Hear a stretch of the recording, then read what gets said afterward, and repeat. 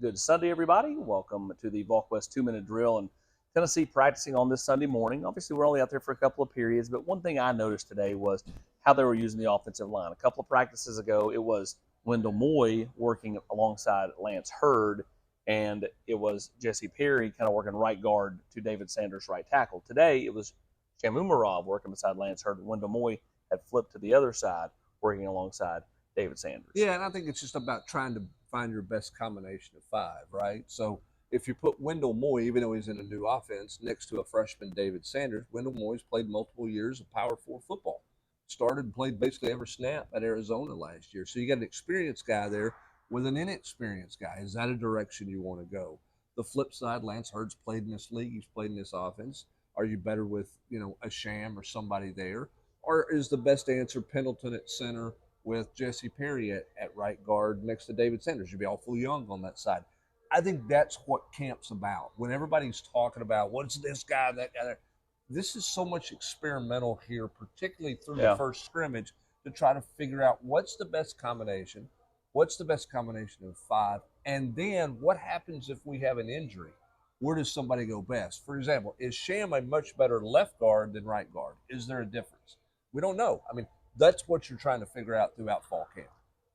As for center, they're trying to figure. Everyone's talking about quarterbacks and receivers and all that stuff, but Tennessee's got to figure out who's going to start with their hand on the ball on every play. Is that William Satterwhite? Is it Pendleton? Is it Max Anderson? Who's it going to be? Right now, it feels like it's kind of trending Sam Pendleton, but again, it's early in fall camp. Again, they're tinkering. Well, and I think again, this coming week is, I won't call it separation week, week, but it's a scrimmage week, and it is an opportunity for some people to separate themselves. Yeah. Because look, right now you are doing some 11-on-11 scrimmage stuff, but there's coaches all around. They're coaching you in between plays. They're right in the middle of it all. They're right in the middle of the field. Next Saturday, that will not be the case, and so you're trying to get everybody as prepared as they can for that moment. Who shines? Who plays best? Same thing with quarterback. Everybody gets caught up in routes versus air. And again, today the quarterbacks and receivers were not great to start when we were out there. The thing with the quarterbacks is going to be who's best when there's multiple bodies on the field versus is somebody better routes versus air, and he doesn't perform as well when there's 11 guys on the field. That's what coaches are all trying to figure out, and that's why you're practicing, and that's why you're scrimmage next Saturday. Two players not on the field today. Mike Matthews. And that's just a blow because they're so thin, right?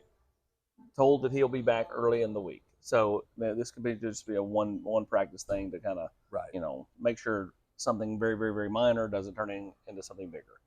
And then Josh Josephs misses 2 days in a row. Now, as for Josephs, I don't mind it. I don't think you ever want him to miss any kind of real time, but you need Caleb Herring to take a big step this year. You need Jordan Ross to take a big step this year behind Josh Josephs. You kind of know what you have in Josephs.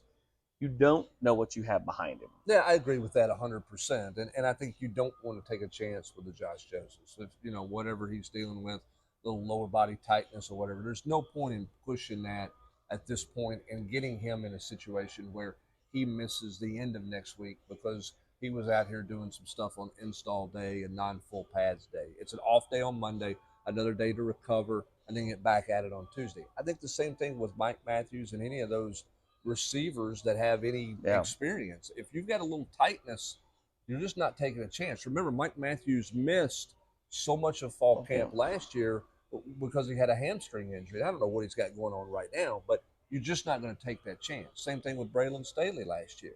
Braylon Staley got banged up in spring practice, got a little leg pull, and missed the end of spring.